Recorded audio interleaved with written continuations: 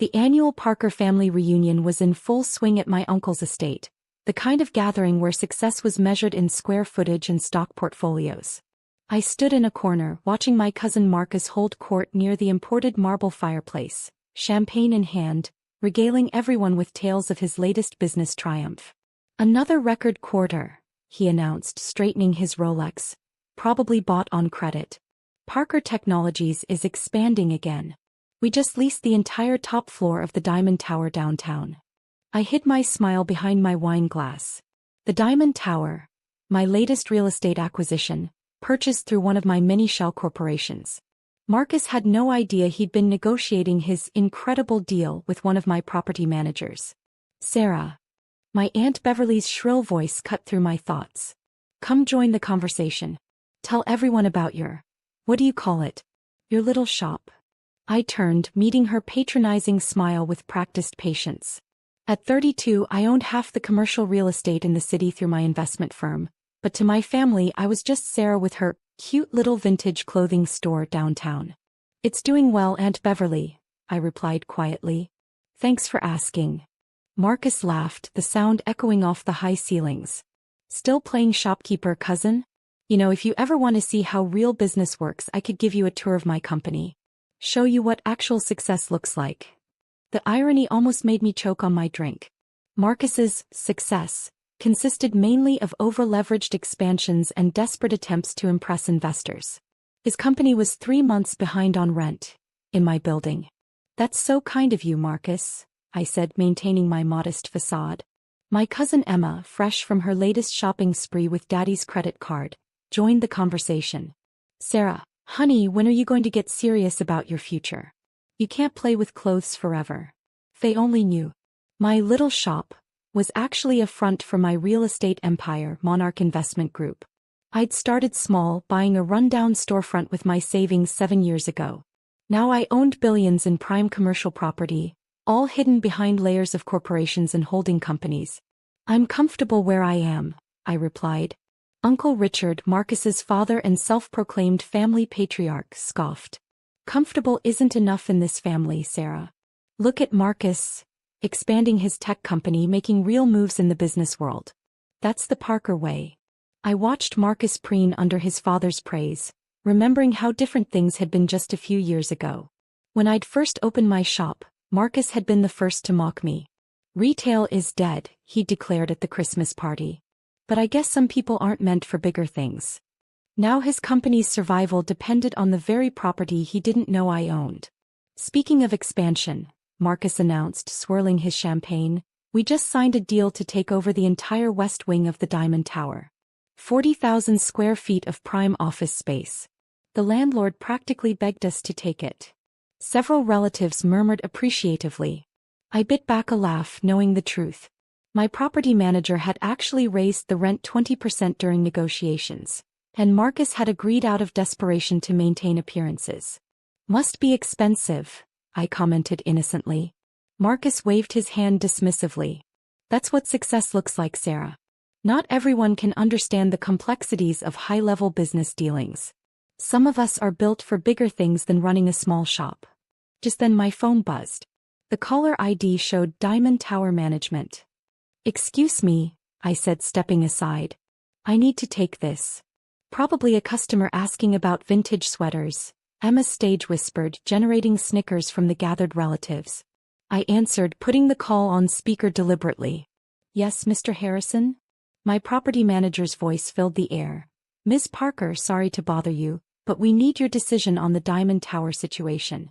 Parker Technologies is 3 months behind on rent, and their latest check bounced. Should we proceed with eviction notices?" Marcus's champagne glass slipped from his fingers, shattering on the imported tile floor. "Furthermore," Mr. Harrison continued, "their proposal to lease the West Wing has been rejected by the board. Given their payment history, we don't feel they're financially stable enough for expansion." The room had gone deadly quiet. Every eye was fixed on me as I calmly reached into my purse and pulled out a folder. The complete lease agreement for Parker Technologies, with my signature on the final page as owner of the Diamond Tower. "Actually," I said, my voice carrying in the silence, "I think it's time we discuss the terms of your lease in person, cousin." The silence in the room was absolute. Marcus stared at the lease agreement in my hands, his face cycling through shades of red and white.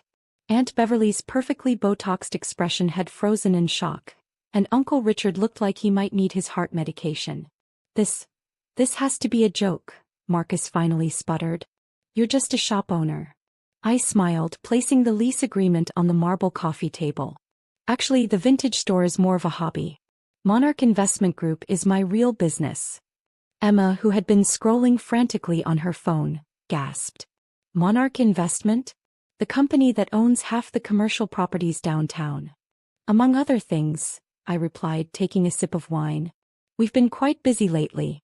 Just acquired the Marina District development, the Westview office complex, and... I paused for effect, the entire Diamond Tower. Uncle Richard's hand trembled as he reached for the lease agreement.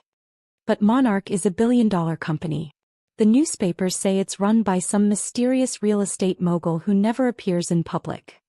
Sarah Parker, so, I said, extending my hand mockingly. Though I prefer to stay out of the spotlight. It's amazing what people reveal about themselves when they think you're just a small business owner. Marcus collapsed onto the Italian leather sofa, loosening his tie. The rent increase, the expansion rejection. That was all you? Business is business, cousin. Speaking of which, I pulled out my phone. Should I have Mr. Harrison proceed with the eviction notices? You can't do this, Marcus pleaded, his arrogance evaporating. We have contracts, agreements. All of which you've breached by failing to pay rent for 3 months. I scrolled through my emails. Not to mention the bounced checks, the unauthorized office modifications, and the interesting creative accounting in your submitted financial statements. Aunt Beverly stepped forward, her social climbing instincts kicking in. Sarah, darling, surely we can work something out. We're family after all. Family. I laughed softly. Let's talk about family.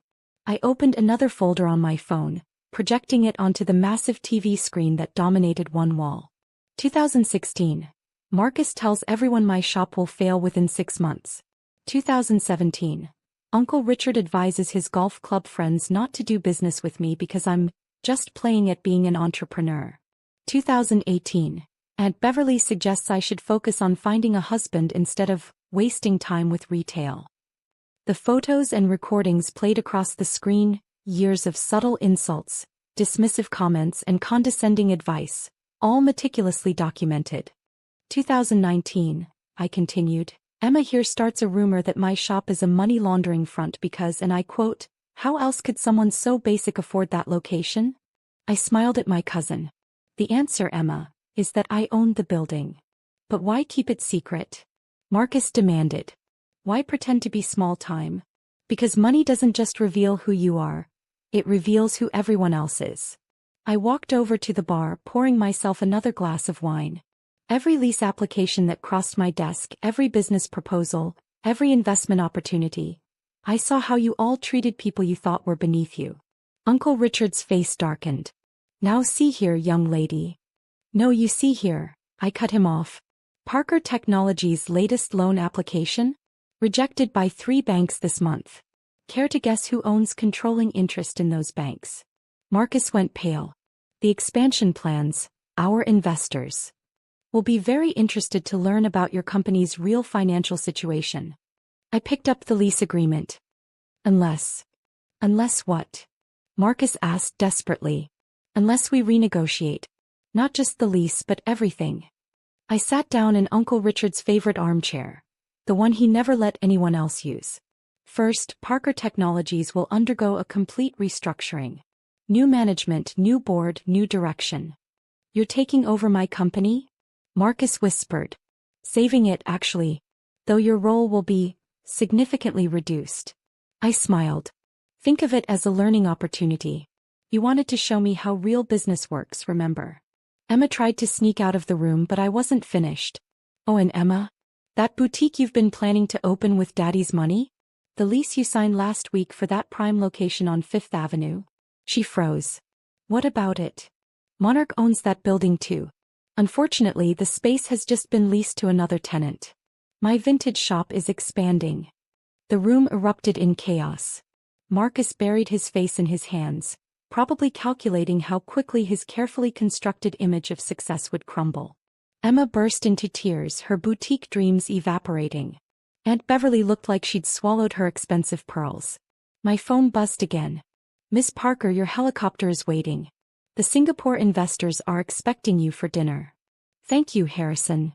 I stood up, smoothing my basic dress, a one-of-a-kind piece that cost more than Marcus's car. "I should go. Real business calls." "Wait." Marcus jumped up. "What about Parker Technologies? What about our lease? Check your email tomorrow. My lawyers will be in touch with the restructuring details." I headed for the door, then paused. "Oh, and Marcus? The rent's going up another 20%. That's what success looks like, cousin." Uncle Richard finally found his voice. "Sarah, please. Think about what you're doing to this family." "I have thought about it. For 7 years I've thought about every snide comment, every dismissive gesture, every time you made me feel small. I turned to face them one last time. Now you know how it feels."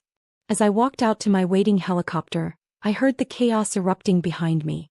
My phone started buzzing with messages. "Marcus, please, we need to talk about the company." "Emma, Sarah, I'm so sorry about everything." "Aunt Beverly, darling, let's discuss this over lunch at the club." "Uncle Richard, this isn't the Parker way of doing business." I smiled, typing a single response to the family group chat. "Unfortunately, I'm too busy playing shopkeeper to respond. Feel free to stop by my little store if you need anything.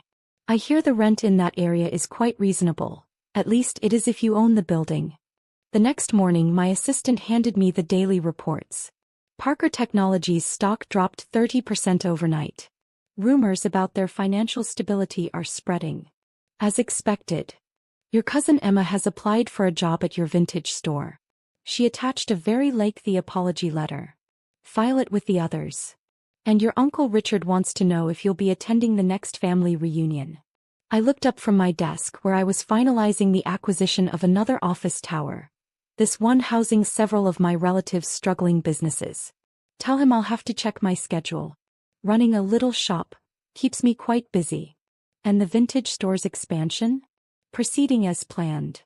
I smiled. "Though maybe we should add a section for designer accessories. I hear Emma has quite a collection she might need to sell soon." My phone buzzed one final time. Marcus, probably making another desperate plea to save his company. I turned off the phone and focused on my empire. After all, success isn't just about owning buildings. It's about building something that towers over those who once looked down on you. And I was just getting started. The next family reunion would be very interesting indeed. Especially since I'd just purchased Uncle Richard's estate at a foreclosure auction. Sometimes the best revenge isn't served cold. It's served with a lease agreement and an eviction notice.